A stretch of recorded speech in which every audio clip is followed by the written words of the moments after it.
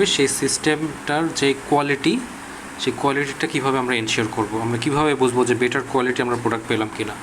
তো এটার জন্য আমাদের হচ্ছে কিছু কিছু রেফারেন্স থাকে, সেই রেফারেন্সের উপরে নির্ভর করে হচ্ছে রেজাল্টটা আসে যে আমাদের প্রোডাক্টটা ঠিক মতন হলো কি না।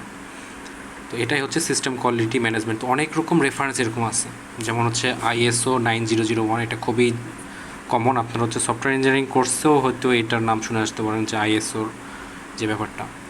এরপরে হচ্ছে SEI ক্যাপাবিলিটি ম্যাচুরিটি মডেল, তারপরে ম্যাককলস কোয়ালিটি মডেল, 6 সিগমা, এবং প্রত্যেকটা যেই এগুলো এক একটা রেফারেন্স আছে সবগুলো হচ্ছে সিস্টেম কোয়ালিটি ম্যানেজমেন্ট। তো এই যে ফর্মাল টেকনিক্যাল রিভিউস এই পর্যন্ত হচ্ছে এই স্লাইডে রাখা হয়েছে, বাকিগুলো হচ্ছে আরেকটা স্লাইড করে সেটা আরেকটা টপিক হিসেবে দেখানো হয়েছে।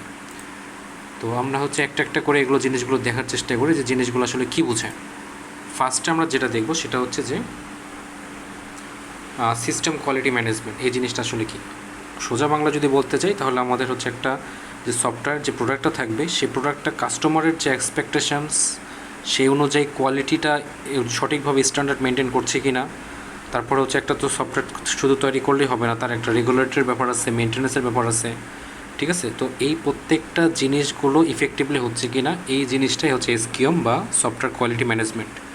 তার মানে হচ্ছে আমার সফটওয়্যারটা রেডি, সেই রেডি সফটওয়্যারটা কাস্টমার এক্সপেকটেশান ডিল করতে পারছে কি না, সেটার সাথে ম্যাচ করছে কি না, প্রপার কোয়ালিটিটা স্ট্যান্ডার্ড হচ্ছে কি না, সাথে আমার যে মেনটেন্যান্স পারপাসটা থাকে সেই মেনটেন্যান্সটা প্রপারলি হচ্ছে কিনা, ইফেক্টিভলি হচ্ছে কিনা, এগুলো সব ইনশিওর করাটাকে বলা হচ্ছে সফটওয়্যার কোয়ালিটি ম্যানেজমেন্ট।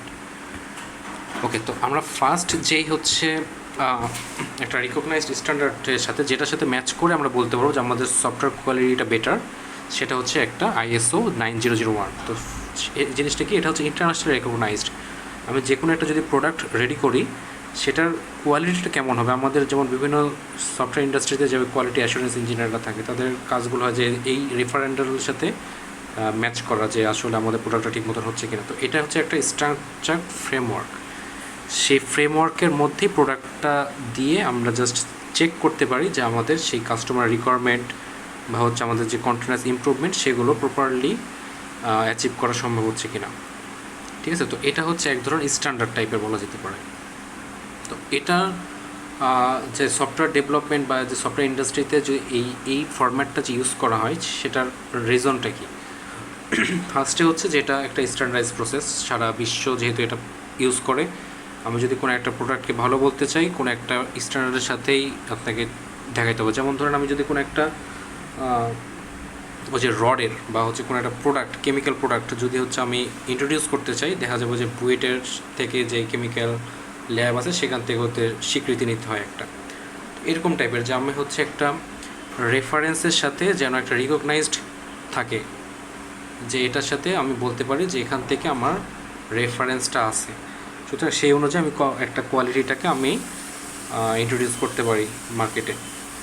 এরপরে হচ্ছে যে ইমপ্রুভ কোয়ালিটি, এটা যদি আমি যেহেতু ISO একটা হচ্ছে স্ট্যান্ডার্ড এখানে বোঝায় একটা, সুতরাং এখানে যে কোয়ালিটিগুলো থাকবে সে হচ্ছে যে কাস্টমারের সাথে বা হচ্ছে যে মেনটেন্যান্সের যে রিকোয়ারমেন্টগুলো থাকবে সেগুলোতে যেই পরিমাণ ইরোড থাকে সেই ইরোডগুলোকে অবশ্যই মিনিমাইজ করার চেষ্টা করা হয় ISOতে।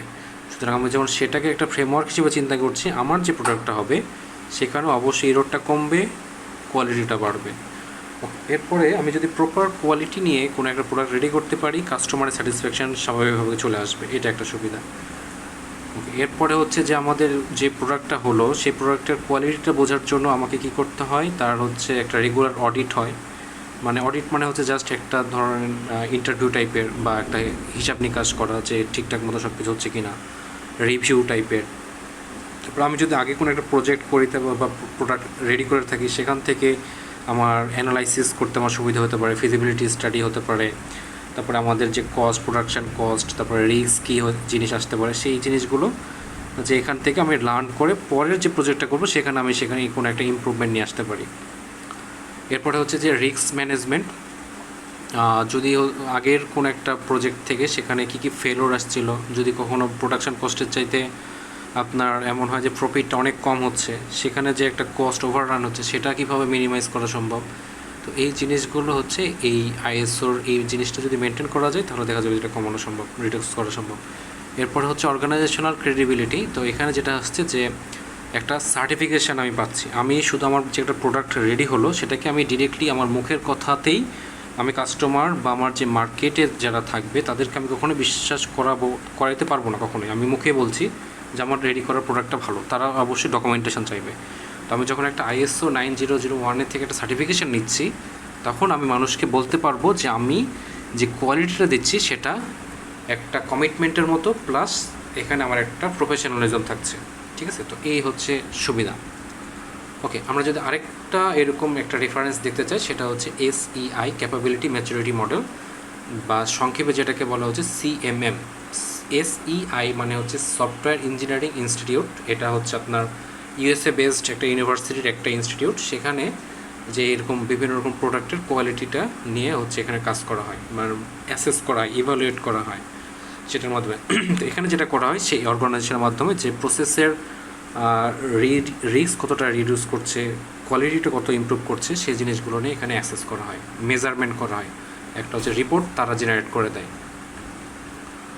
তো তাদের যেই অ্যাসেসমেন্ট যে করবে, CMM থেকে যে অ্যাসেসমেন্টটা করবে সেখানে কী কী জিনিস চিন্তা করা হয়, ঠিক আছে? তো সেটা হচ্ছে এখানে বলছে যে এখানে যে তাদের যে প্রসেস বা অ্যানালাইসিস নিয়ে চিন্তা করা হয় সেটা মানে কী করা লাগবে সেটা বলে, কিভাবে করা লাগবে এটা বলে না। ঠিক আছে, এটা এখানে বলছে যে process areas define what not how, মানে হচ্ছে এখানে মানে কী করতে হবে এটা বলেন, এখন সেটা আপনি কীভাবে ফুলফিল করবেন এটা আপনার উপরে। এই ফ্লেক্সিবিলিটিটা হচ্ছে সফটওয়্যার ইন্ডাস্ট্রি যারা রান করে তাদের উপরে থাকবে, কিন্তু কী কী অ্যাটলিস্ট পরিমাণে হচ্ছে ফুলফিল করা দরকার সেটা হচ্ছে তাদের বলে দেয়।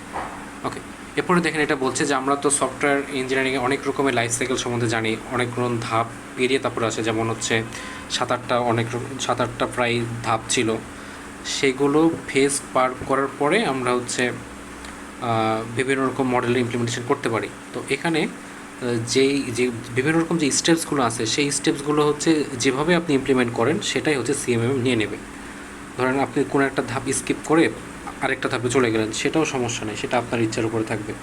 এরপর আমরা যে সফটওয়্যার ইঞ্জিনিয়ারিংয়ের বিভিন্ন রকম মডেলের কথা জানি, যেমন হচ্ছে waterfall model, iterative model, incremental model, V shape model, হ্যাঁ, তারপরে আর কী আছে, স্প্রিং, স্পাইরাল, এই যে এরকম টাইপের যেগুলো আছে, বা সবচেয়ে ভালো যেটা অ্যাজাইল, যে কোনো আপনি ইউজ করেন না কোনো সমস্যা নেই।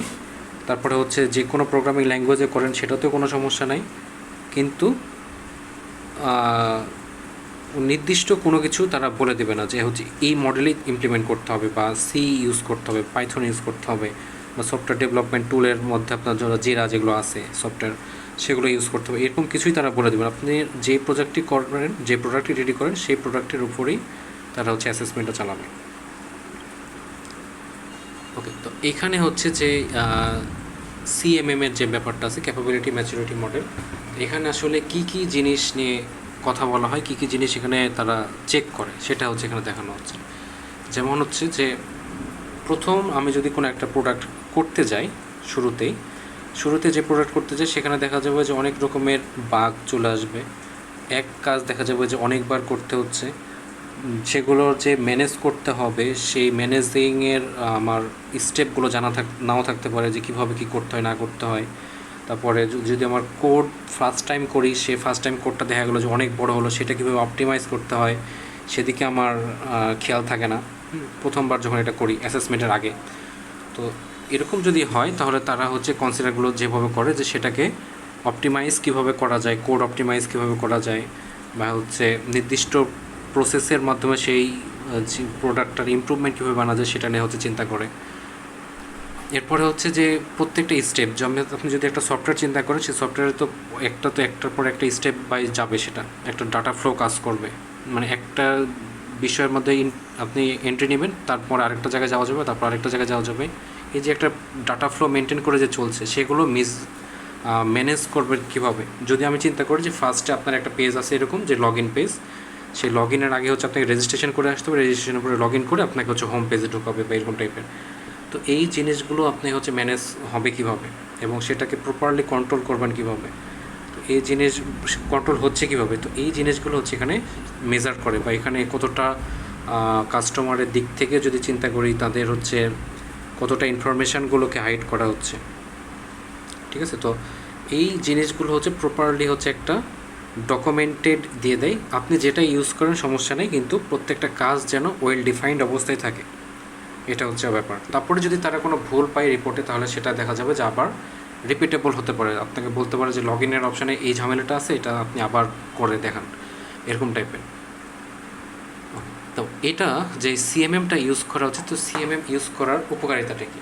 তো এখানে হচ্ছে যেটা দেখানো হচ্ছে, ফার্স্ট আমরা হচ্ছে এর আগে যেমন দেখলাম, এই সিএমএম ইউজ করার ক্ষেত্রেও কিছু কিছু উপকারিতা আছে। যেমন ফার্স্টে বলছে যে প্রসেস ইমপ্রুভমেন্ট। আমাদের যেহেতু উদ্দেশ্যই হচ্ছে কোয়ালিটিটা ইমপ্রুভ করা, যে এই বিভিন্ন রকম যেই ISO 9001 বা হচ্ছে সিএমএম এগুলোর মাধ্যমে, তো আলটিমেট সিস্টেমটা ইমপ্রুভ করে। একটা নির্দিষ্ট স্ট্রাকচার ওয়েতে একটা ফ্রেমওয়ার্ক যখন আমরা ইউজ করি, তখন আমাদের যে সফটওয়্যারটা রেডি হচ্ছে সেটা দেখা যাবে যে আগের চাইতে কিছুটা ইমপ্রুভ করবে। কীভাবে ইমপ্রুভ করবে? যেহেতু আমি একটা স্ট্যান্ডার্ডের সাথে মেনটেন করে করে আমার জিনিসটা তৈরি করছি। ওকে, এরপরে যে আমাদের যে সফটওয়্যারটা রেডি হলো, সেই সফটওয়্যারটার আমাদের কাছে কী হবে, যে যাদের কাস্টমার থাকবে তাদের কাছে কী হবে, যে এটা অনেক বেশি রিলায়েবল হবে এবং কাস্টমারের সত্যি কথা বলতে স্যাটিসফ্যাকশন কিন্তু আসবে। দেখা যাবে যে অনেক সময় একটা স্ট্যান্ডার্ড মেনটেন করতে যে তাদের রিকোয়ারমেন্টের মধ্যেই ওটা ছিল না, কিন্তু বর্তমানে যেহেতু আমি একটা স্ট্যান্ডার্ড মেনটেন করছি আমাদের কোয়ালিটি এনশিওর করার জন্য, তাহলে কাস্টমারের স্যাটিসফ্যাকশন কিন্তু অলরেডি চলে আসবে। ওকে, এরপরে হচ্ছে যে প্রোডাক্টিভিটি ইনক্রিজ কেন করা হচ্ছে, যে এখানে যেই আমাদের ইরোরটা থাকবে, যদি ফার্স্ট টাইম করা হয় সেখানে হচ্ছে কিছু ইরোর চলে আসবে। আমরা যদি একটা নির্দিষ্ট স্ট্যান্ডার্ড মেনটেন করি, তাহলে সেই স্ট্যান্ডার্ড তো অবশ্যই ইরোর রিডিউস নিয়ে কাজ করবে। তাহলে ওই স্ট্যান্ডার্ডের কারণে আমাদের প্রোডাক্টটাও কিছু পরিমাণ হলেও ইরোরটা আগের সাথে কমবে, এবং যেহেতু একটা নির্দিষ্ট প্রসেসের মধ্যে আগাচ্ছে, আমাদের রিসোর্স বলতে এখানে কী বোঝাবে, যে আমাদের মেমোরি ইউজ কত হচ্ছে, বা হচ্ছে যে কোডিং যে করছি সেই কোডিংয়ের জন্য যেই কম্পাইল টাইম বা রান টাইম, সেগুলো কীভাবে কমানো যাচ্ছে, কমপ্লেক্সিটিটা কীভাবে কমানো যাচ্ছে, টাইম কমপ্লেক্সিটি, স্পেস কমপ্লেক্সিটি, এগুলো নিয়ে হচ্ছে কাজ করবে। এরপরে হচ্ছে যে রিস্ক ম্যানেজমেন্ট, এটাও ঠিক স্বাভাবিকভাবে যেহেতু হচ্ছে স্ট্যান্ডার্ডের সাথে মেনটেন করছি, সুতরাং এখানে প্রজেক্টের যে রিস্ক, এখন রিস্ক বলতে কী বোঝায়, রিস্ক এক ধরনের এরকম যে হচ্ছে আমাদের প্রোডাকশন কস্টটাই অনেক বেশি, আমি সেখান থেকে প্রফিটটা কম পাচ্ছি, এটাই হচ্ছে রিস্ক। তাহলে এমনভাবে প্রোডাক্টটা লঞ্চ করতে হবে যেন আমার প্রোডাকশন কস্টটা উঠে এক্সট্রা কিছু ইনকাম করা সম্ভব হয়, এই রিস্কটা যেন মিনিমাইজ হয়, এটা চিন্তা করতে হবে। ওকে, এরপর হচ্ছে বেঞ্চমার্কিং জিনিসটা কি, যে বিভিন্ন রকম যে অর্গানাইজেশনগুলো থাকবে, সেই অর্গানাইজেশনসগুলো যেন আমাকে যে রিপোর্টটা দেওয়া হলো, এই যে সিএমএমের যেই হচ্ছে ব্যাপারটা থাকলো, সেখানে যে ম্যাচুরিটি লেভেলের যে অ্যাসেসটা, এটা যেন বিভিন্ন রকম অর্গানাইজেশনস সেখানে অ্যাসেস করতে পারে, বা হচ্ছে অ্যাক্সেস করতে ঢুকে সেখানে দেখতে পারে যে হচ্ছে আমার যে রিপোর্টটা এটা, এবং এটার সাথে কম্পেয়ারও করতে পারে অন্যান্য ইন্ডাস্ট্রি যে স্ট্যান্ডার্ডগুলো থাকবে সেটার সাথে কম্পেয়ার করবে। তার মানে জিনিসটা হচ্ছে এরকম যে বিভিন্ন রকম অর্গানাইজেশন থাকবে, সেই অর্গানাইজেশনসগুলো হচ্ছে আমার প্রোডাক্টের যে ম্যাচুরিটি লেভেলের যেই রিপোর্ট সেটাতে অ্যাক্সেস করবে, এবং অন্যান্য যে ইন্ডাস্ট্রি স্ট্যান্ডার্ডগুলো আছে আরও যেগুলো আমরা দেখলাম শুরুতে আউটলাইনে, সেগুলোর সাথে কম্পেয়ার করে দেখবে যে এটা ঠিকঠাক মতন হয়েছে কি না।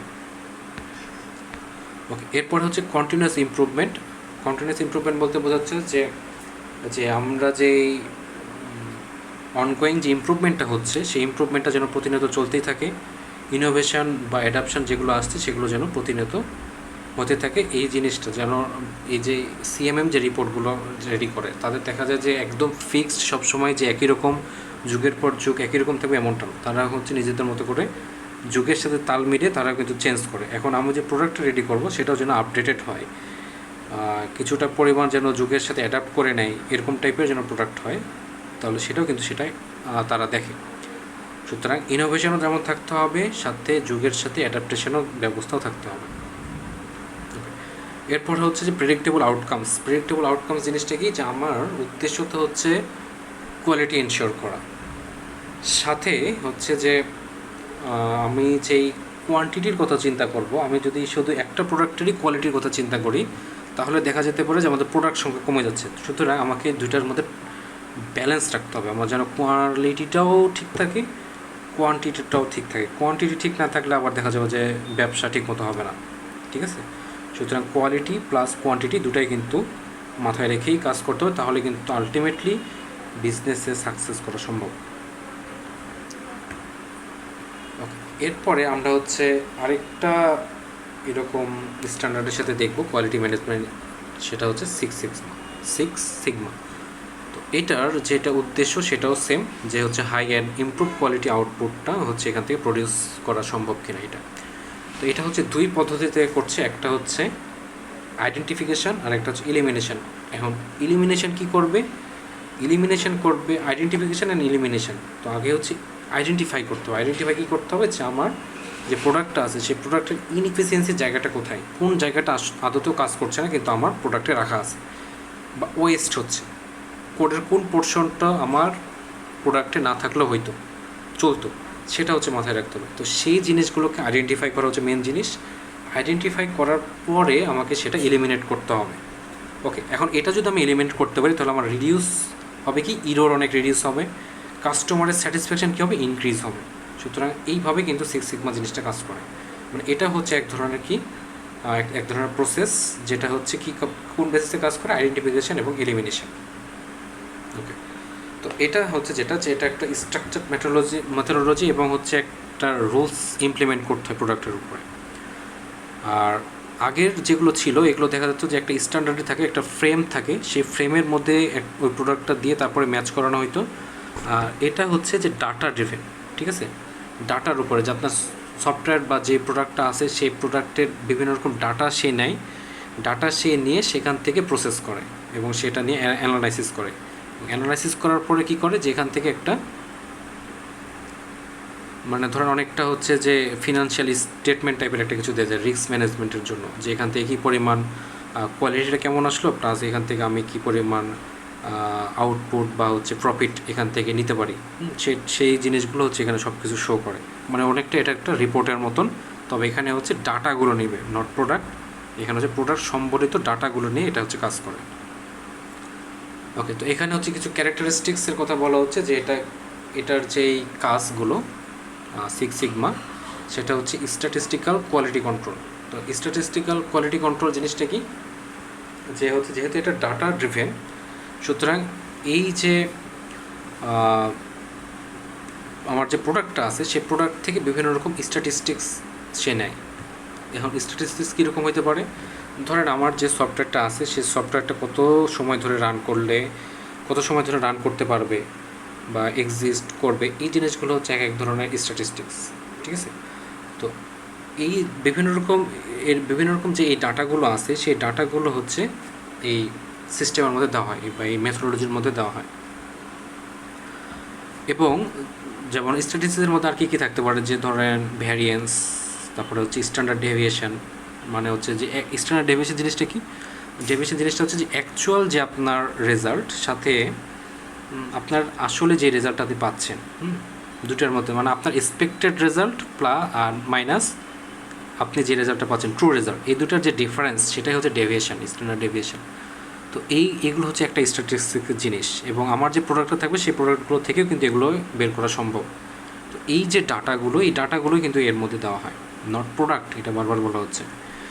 তো এখন যে মেথোডিক্যাল যে অ্যাপ্রোচগুলো আছে, বিভিন্ন রকম অ্যাপ্রোচগুলো এখানে ইউজ করা যায়, সেখানে হচ্ছে এখানে শর্ট ফর্মে দেওয়া আছে ডিএমআই, এসি, ডিএমএ, ডিভি, ঠিক আছে। তো এই জিনিসগুলোই মেনলি এখানে ইউজ করা হয় ওই ডাটাগুলোর উপরে বেস করে, স্ট্যাটিস্টিক্সের উপরে বেস করে, যে এই জায়গাগুলোতে স্ট্যান্ডার্ড ডেভিয়েশন যেটা আছে, স্ট্যান্ডার্ড ডেভিয়েশন সবসময় চিন্তা করা হয় যে এটা কীভাবে কমানো যায়। সুতরাং এই মেথোডোলজিগুলো ইমপ্লিমেন্ট করার উদ্দেশ্যই হচ্ছে যাতে এই ডেভিয়েশনটা কমানো, মেথডগুলোর উদ্দেশ্যে হচ্ছে এই ডেভিয়েশনটা কমানো।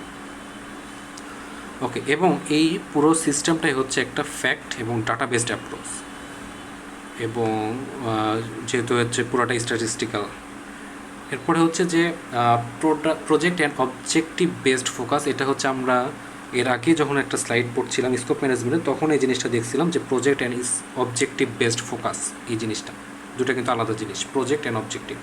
প্রজেক্ট জিনিস বেসড ফোকাসটা হচ্ছে আমি যখন প্রজেক্টটা রেডি করব তখন কোন কোন জিনিসের উপরে আমি লক্ষ্য রেখে প্রজেক্টটা রেডি করছি। ধরেন আরও ভালো মানের কোনো একটা প্রোগ্রামিং ল্যাঙ্গুয়েজ আমি ইমপ্লিমেন্ট করছি যাতে কম সময়ের মধ্যে হয়ে যায়, এটা হচ্ছে project based focus. Objective based কি, আমার যেই অর্গানাইজেশনটা আছে সে অর্গানাইজেশনের নির্দিষ্ট কিছু গোল থাকে, ভিশন মিশন থাকে, অবজেক্টিভ থাকে। আমি যে প্রোডাক্ট রেডি করব সেগুলো এগুলোর সাথে কতটা সামঞ্জস্যপূর্ণ, সেটা হচ্ছে অবজেক্টিভ বেসড ফোকাস। তো এই যে রিপোর্টটা রেডি করবে সেই রিপোর্টটা দুটাতেই ফোকাস করবে, একটা হচ্ছে প্রজেক্ট এবং অবজেক্টিভ বেসড ফোকাস, দুটাই যেন কমপ্লিটলি অ্যাসেস করতে পারে। ওকে, এরপর যেটা হবে যে কাস্টমারের দিকে খেয়াল রাখতে হবে, যে কাস্টমার যে রিকোয়ারমেন্ট সেই রিকোয়ারমেন্টটা আমি ফুলফিল করতে পারছি কিনা, স্পেসিফিক যে রিকোয়ারমেন্টগুলো আছে সেই রিকোয়ারমেন্টগুলো আমার ফুলফিল হচ্ছে কিনা সেটাও একটা নির্দিষ্ট স্ট্যান্ডার্ডের মাধ্যমে এখানে দেখা হচ্ছে। এটাও কিন্তু সফটওয়্যার কোয়ালিটি ম্যানেজমেন্টের সবচাইতে বেশি গুরুত্বপূর্ণ জিনিস। এরপর হচ্ছে team work approach to quality management. যেহেতু এই যে সিক্স সিগমার যে প্রসেসটা, এটা যেহেতু একটা মেথোডোলজিক্যাল পদ্ধতিতে যায় এবং অনেক ডাটার দরকার হয়, এখানে একটা যে প্রোডাক্ট থাকে সেই প্রোডাক্টের অনেকগুলো ডাটা এখানে অ্যানালাইসিস করা দরকার পড়ে, সুতরাং পুরো একটা টিম এখানে কাজ করতে হয় এবং পুরো একটা টিমে মানে একটা অর্গানাইজেশনের হয়ে একটা টিম সেই কাজটা করে থাকে, এই প্রসেসগুলো করতে থাকে এবং উদ্দেশ্য একটাই থাকে যেন এই প্রোডাক্টের কোয়ালিটিটা ইমপ্রুভ করা যায়। ওকে, তো এখানে হচ্ছে আরেকটা ফর্মাল টেকনিক্যাল রিভিউস নিয়ে এখানে কথা বলা হচ্ছে, যেটা আরেকটা হচ্ছে রিভিউ প্রসেস। মানে হচ্ছে যে আমি যেই একটা ইভ্যালুয়েশন করব সেই ইভ্যালুয়েশন যে আমি একটা নির্দিষ্ট ফরম্যাটের সাথে চেক করব, উদ্দেশ্যগুলো সবগুলো সেম। উদ্দেশ্যটা হচ্ছে কি, ধরেন আমি কোনো একটা রেজাল্টে আমার হাতে আছে এরকম যে 80 আপ পাইলে A+, 75 to 80-র মধ্যে পাইলে সেটা হচ্ছে 75 থেকে 79 হলে A, 71 থেকে 74 হলে সেটা A-, এরকম টাইপের। তো আমার তো এটা একটা স্ট্রাকচার এবং সেটার উপরে বেস করে আমি গ্রেডটা বসাচ্ছি। ঠিক সেম আমি এতক্ষণ ধরে যে ISOর কথা বললাম, সিক্স সিগমার কথা বললাম, CMA মডেলের কথা বললাম, প্রত্যেকটাই হচ্ছে একটা ইভ্যালুয়েশন প্রসেস। আমি যে কোয়ালিটিটার কথা বলছি সেই কোয়ালিটিটা কিসের উপরে বেস করে আমি বলতে পারবো যে আমার সফটওয়্যারটার প্রোডাক্টটা ভালো, সেগুলো হচ্ছে এগুলো। হ্যাঁ, তো এখানে হচ্ছে নতুন আরেকটা ইভ্যালুয়েশন প্রসেস, সেটা হচ্ছে ফর্মাল টেকনিক্যাল রিভিউস বা শর্ট ফর্মে যেটাকে বলা হয় হচ্ছে FTR।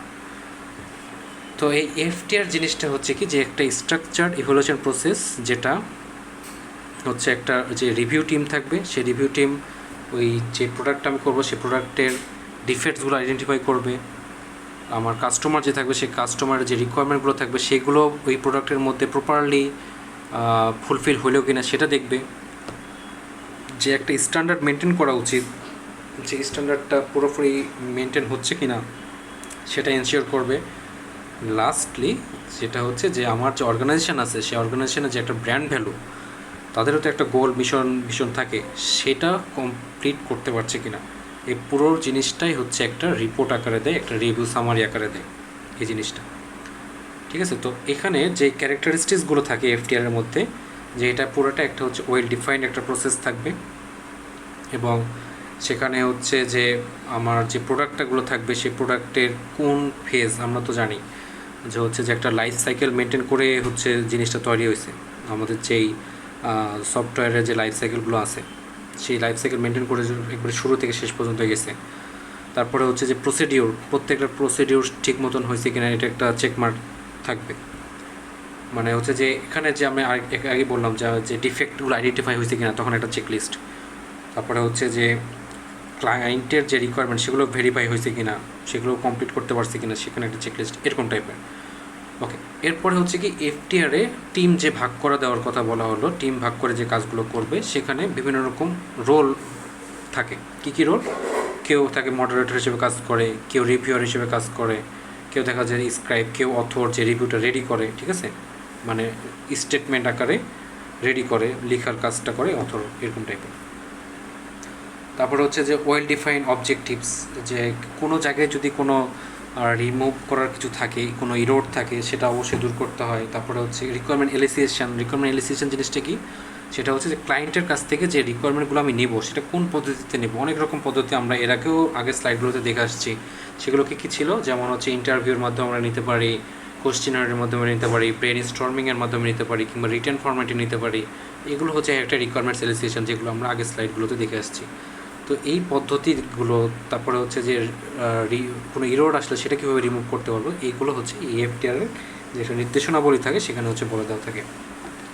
এরপর হচ্ছে ওয়েল ডিফাইন্ড মেজারমেন্ট, মানে হচ্ছে যে বিভিন্ন রকম ডাটা যে কালেকশান করতে হবে, এই যে ডাটাগুলো যে কোথায় কী ফল্ট হয়ে আছে সেই ডাটাগুলো হচ্ছে কতটুকু পরিমাণ ফল্ট টলারেন্ট আছে মানে সিস্টেমে। তো যেটাই আপনি করেন কিছু ফল্ট থেকেই যায়, ঠিক আছে।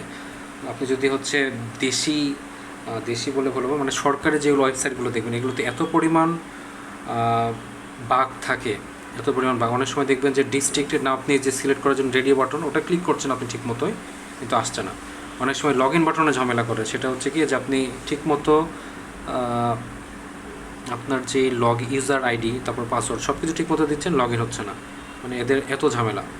তো এই জিনিসগুলো হচ্ছে যদি আমি দূর করতে যাই তাহলে দেখা যাবে যে একটা আমার যে ডাটা কালেকশনগুলো আমি করছি, আমি যে নির্দিষ্ট ডাটাবেজের মধ্যে রাখছি সেটা যেন কনসিস্টেন্সি মেনটেন করে, মনটা যেন ঠিকমতো থাকে, সাথে সাথেই যেন আমি ঠিকমতো আমার ডাটা ইনপুট করলে যেন আমাকে নিয়ে চলে যেতে পারে এরকম টাইপের। আর যদি কিছু পরিমাণ ভুল থাকে, এই যে ফল্ট টলারেন্ট, এই কতটুকু পরিমাণ ফল্ট টলারেন্ট করবে সেটারও একটা নির্দিষ্ট মেজারমেন্ট থাকে, এই পরিমাণ পর্যন্ত অ্যালাউড। সুতরাং এটাও যেন হয় যে এরকম যদি আমি চিন্তা করি যে 1000 বার হিট করলে মাত্র একবার দুইবার এরকম ঝামেলা করছে, বাকি সময়গুলো ঠিক থাকছে, এরকম টাইপের একটা মেজারমেন্ট থাকতে পারে। তো এই জিনিসগুলো হচ্ছে ফর্মাল টেকনিক্যাল রিভিউসে আপনার প্রোডাক্টে কতটুকু এনশিওর করছে সেগুলো এখানে দেওয়া থাকে। তো এই হচ্ছে এই টপিকটা, মানে আমাদের যে 4 নাম্বার স্লাইডটা ছিল, 4 নাম্বার স্লাইডে এতটুকু পর্যন্তই রাখা হচ্ছে। 5 নাম্বার স্লাইড থেকে আমরা শুরু করব, সেটা হচ্ছে আমরা ফর্মাল টেকনিক্যাল রিভিউস এই পর্যন্ত দেখলাম।